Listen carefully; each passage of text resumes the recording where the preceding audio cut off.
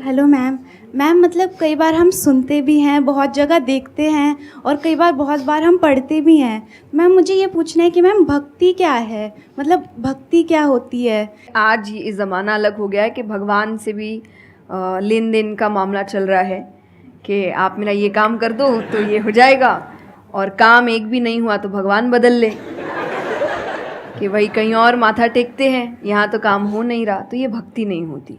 तो एक तो जो परसेप्शन भक्ति का बन गया है कि भजन कीर्तन पूजा पाठ कर लिया और भक्ति हो गई। भक्ति का असल मीनिंग है सरेंडर, समर्पण।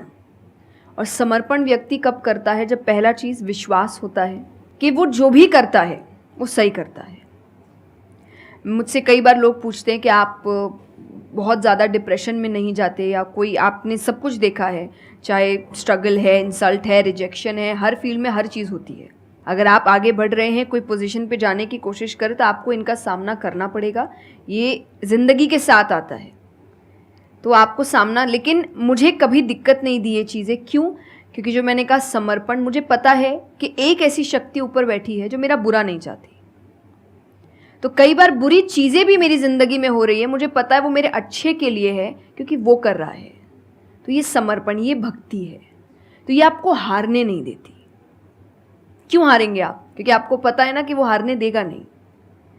तो आप अपने आप गिरे, आप फिर उठेंगे कि नहीं भाई अभी गिरना शायद ज़रूरी होगा, उसका इशारा है, इसीलिए चलो फिर उठते हैं, फिर आगे बढ़ते हैं। तो अर्जुन ने भी जब समर्पण की बात गीता जी में आती है, तो कई लोग कहते हैं कि धर्म का मतलब होता है अंधविश्वास। नहीं, क्योंकि अगर अंधविश्वास होता, अंधविश्वास में क्वेश्चन करना अलाउड नहीं होता आपको।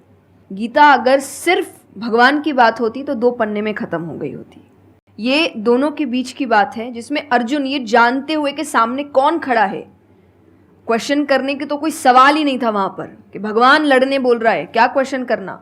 पर उसने कंटिन्यूसली क्वेश्चंस किए हैं, पर उसका भी नाम आया था समर्पण, कि वो समर्पित होकर क्वेश्चन कर रहा था कि ये जो खड़ा है ये मेरे हर सवाल का जवाब जानता है, ये मुझसे कभी कुछ गलत काम नहीं कराएगा।